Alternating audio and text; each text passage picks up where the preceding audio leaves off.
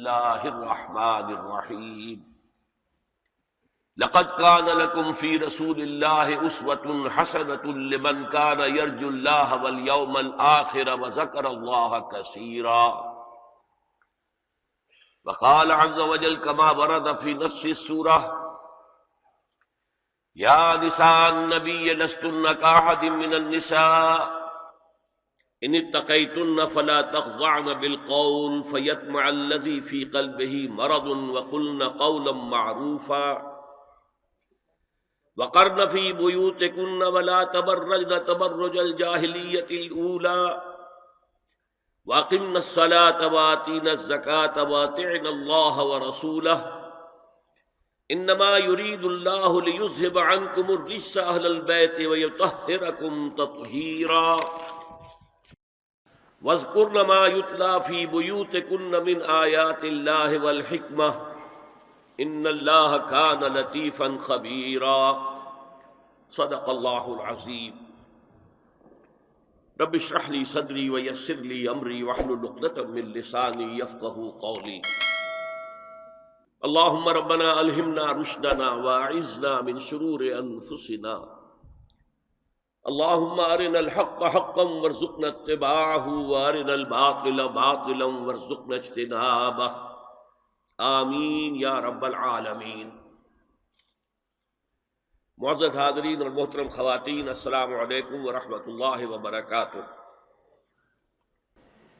میرے عنوان میں اگرچہ ترتیب یہ ہے کہ اسلام میں پردے کے احکام اور UN کا سوشل انجینئرنگ پروگرام، لیکن بیان میں جو مؤخر ذکر شے ہے وہ میں پہلے لا رہا ہوں تاکہ پس منظر معلوم ہو جائے کہ اس موضوع پر ہم آج کن حالات میں گفتگو کر رہے ہیں۔ دیکھیے، تقریباً 3 صدیوں سے جو ایک تہذیب یورپ میں پروان چڑھی تھی اور اس کے بعض حصے تو گلوبلائز ہو چکے ہیں پہلے ہی، لیکن ایک آخری حصہ وہ ہے کہ جس کو اب گلوبلائز کرنے کے لیے بہت ہی منظم اور کنسرٹڈ ایفرٹس ہو رہی ہیں۔ اصل میں فکر انسانی کو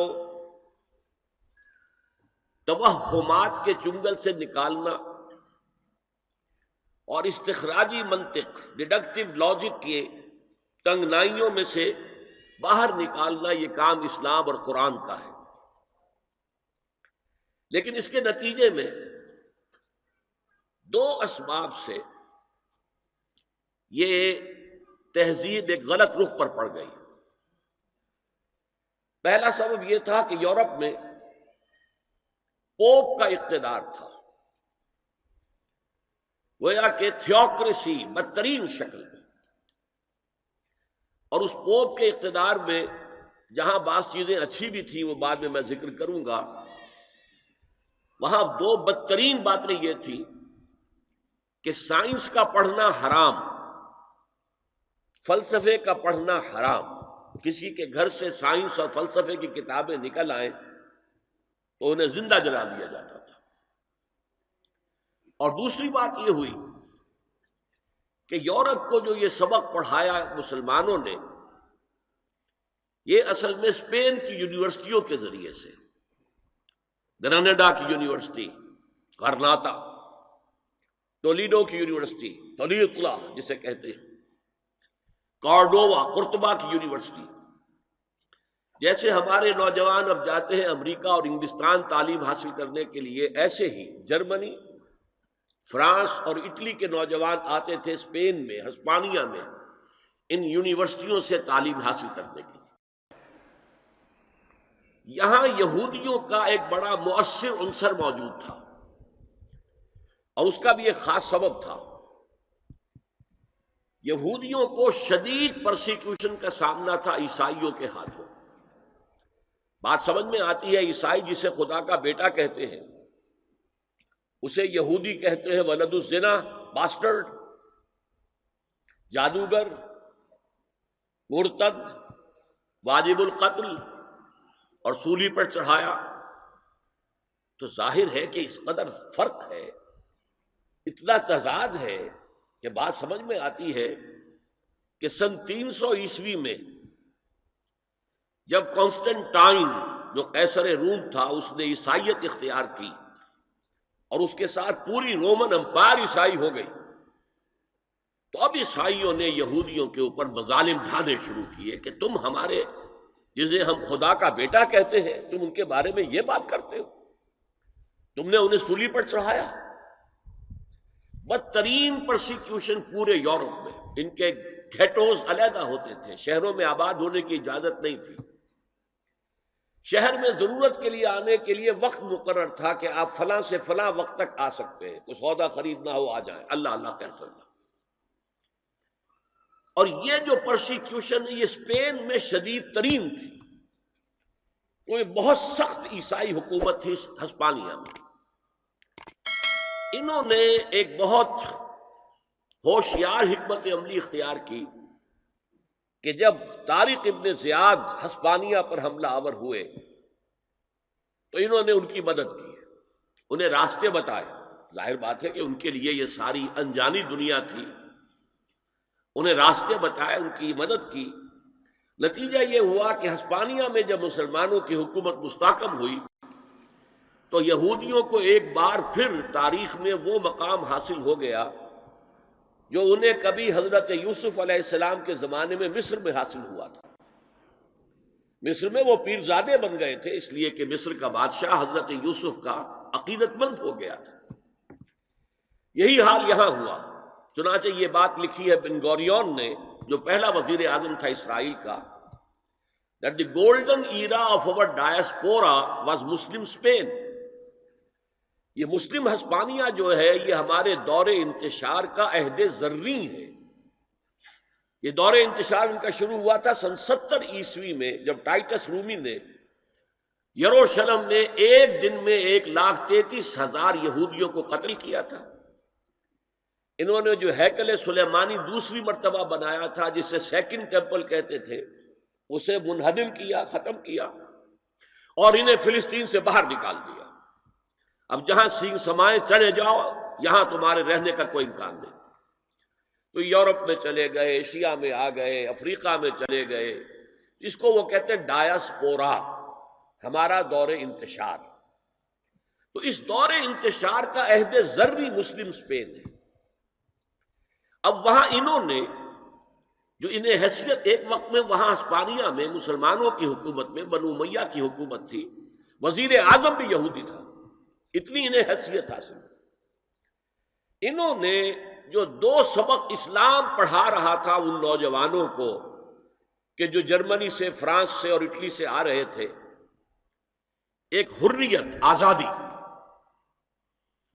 کوئی انسان دوسرے انسان کا محکوم نہ ہو، کوئی قوم دوسری قوم کی محکوم نہ ہو، انسان کو حق حاصل ہو حکمرانوں کو چیلنج کرنے کا، ان سے جواب طلبی کا۔ یہ سبق جو خلافت راشدہ نے دنیا کو پہلی دفعہ دیا تھا، انہوں نے اس میں مزید مرچ مسالہ لگایا کہ یہ حریت، آزادی، مادر پدر آزادی، خدا سے آزادی، شریعت سے آزادی، اخلاقی اصولوں سے آزادی۔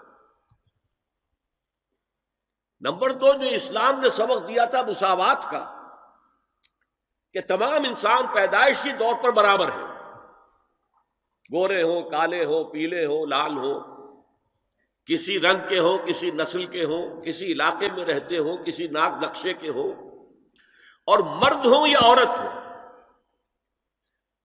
پیدائشی طور پر سب برابر ہیں، ان میں کوئی فرق نہیں۔ یہ نوٹ کر لیجئے، اسلام میں مرد اور عورت کے درمیان ایک فرق ہے، لیکن وہ کہاں ہے؟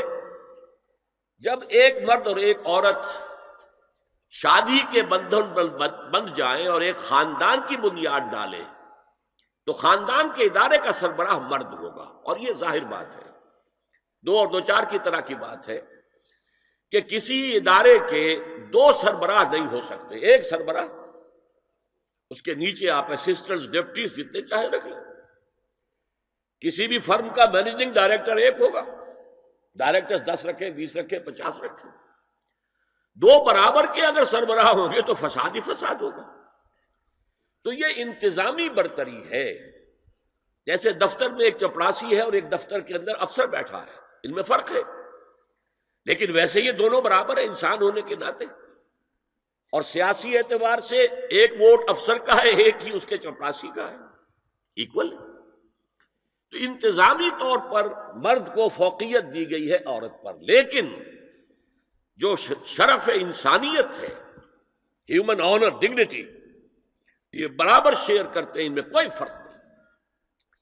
یہ سبق پڑھایا اسلام نے، انہوں نے اس کو آگے بڑھایا، مرد اور عورت بالکل برابر ہیں، بالکل برابر ہیں، ایک جیسے کام کر سکتے ہیں، کندھے سے کندھا ملا کر کام کر سکتے ہیں، دو مرد آپس میں شادی کر سکتے ہیں، دو عورتیں آپس میں شادیاں کر سکتی ہیں۔ یہ سارا در حقیقت دنیا میں جو فساد پیدا کیا یہ یہودیوں نے، اور یہاں سے یوں سمجھیے کہ جیسے دریا چل رہے تھے علم کے، حکمت کے، ہسپانیہ کی یونیورسٹیوں سے، خاص طور پر یورپ کے ان تین ممالک میں، سینٹرل یورپ جسے کہتے ہیں، فرانس، جرمنی اور اٹلی، تو اس میں سیاہی گھولتا رہا یہ یہودی طبقہ۔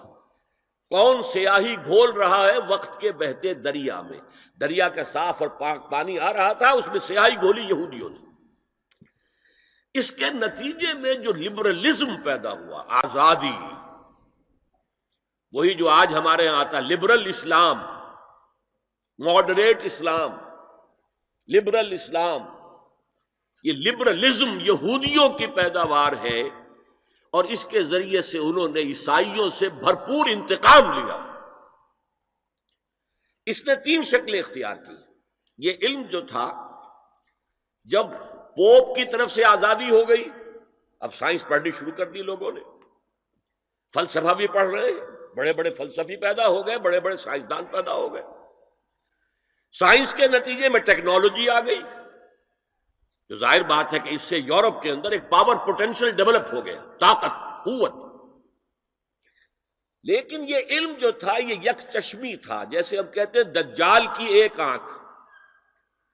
اللہ نے انسان کو دو آنکھیں دی تھی علم کے ضمن میں، ایک تم اپنے حواس ظاہری سے اور عقل سے علم حاصل کرو۔ کسی شخص نے دیکھا ہوگا ہمارے آباء و اجداد میں سے کہ کوئی چٹان نیچے گری، نیچے بھی پتھر ہی تھا تو ایک شعلہ نکلا، انہوں نے دیکھا یہ کیا ہے، پھر اس نے یہ دو پتھر اپنے ہاتھ میں لے کے زور سے ٹکرائے، اس میں بھی شعلہ پیدا ہو گیا، تو آگ ایجاد ہو گئی۔ اس سے پہلے وہ صرف پھلوں پر گزارا کرتا تھا، پھولوں پر گزارا کرتا تھا، یا کوئی کچا گوشت کھاتا تھا، آگ تو تھی نہیں۔ تو یہ بہت بڑی شے تھی کہ جو پیدا ہو گئی۔ پھر آگ کے بعد کبھی کسی نے دیکھا کہ ہانڈی چڑھی ہوئی ہے چولہے پر، اور وہ اس کا ڈھکنا ہل رہا ہے، کون ہلا رہا ہے؟ کوئی جن ہے، بھوت ہے، کون ہے؟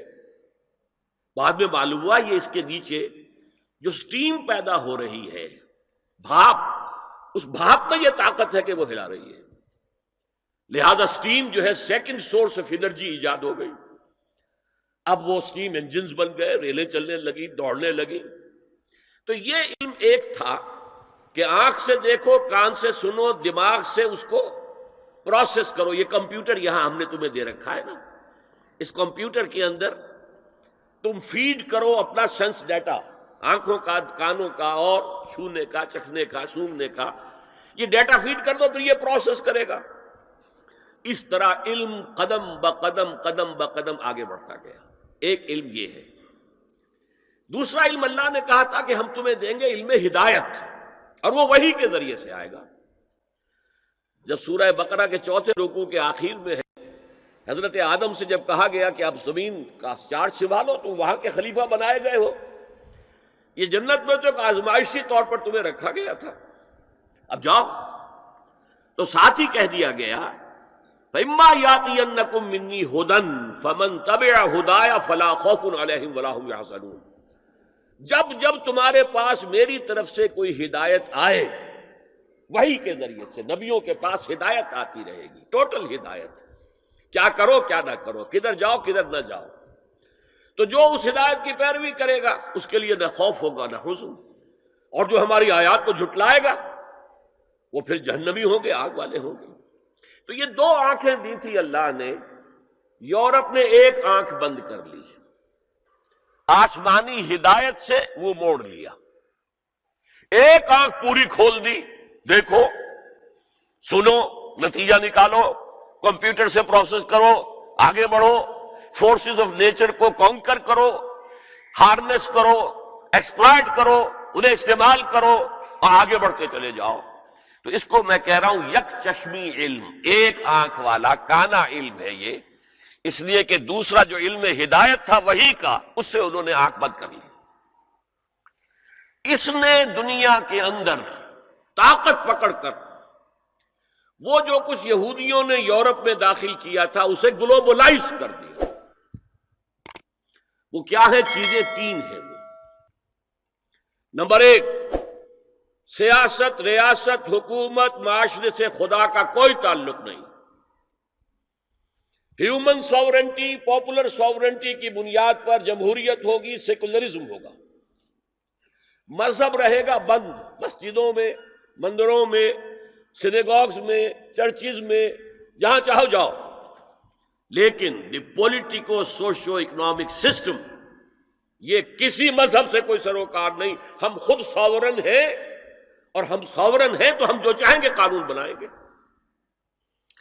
یہ شے جس کا نام ہے جمہوریت بھی آپ اسے کہہ لیں، سیکولرزم بھی آپ اسے کہہ لیں، یہ گلوبلائز ہو چکا ہے پوری دنیا کا۔ جسے اقبال نے کہا تو سمجھتا ہے کہ آزادی کی ہے نیلم پری، یہ نیلم پری سب کی محبوبہ ہے، جمہوریت جمہوریت جمہوریت جمہوریت۔ ہمارے ہاں بھی بعض جو دانشور ہیں، کالم نویس، ان کا جو کالم ہے آخر میں آ کے وہ جمہوریت کی تان پہ ٹوٹتا ہے۔ بس یہ ہے اصل شے۔ ایک تو یہ ہے خدا سے بغاوت، کہ خدا صاحب آپ نہ ہماری پارلیمنٹ میں تشریف لائیے، نہ ہماری کورٹ میں آئیے، نہ ہمارے بازار میں آئیے، نہ ہمارے بینک میں آئیے، اور گھریلو نظام میں بھی نہ آئیے۔ بس آپ رکھے رہے مسجد میں، ہم آ کر ڈنڈوت کر لیں گے، رکوع سجود کر لیں گے، یا فلاں بت رکھا رہے مسجد میں، یہاں آئیں گے اسے سجدہ کر لیں گے۔ یہ تھی سب سے بڑی بغاوت تاریخ انسانی کی خدا کے خلاف، جس کا نام سیکولرزم اور ہیومن ساورنٹی، پاپولر ساورنٹی کی بنیاد پر جمہوریت۔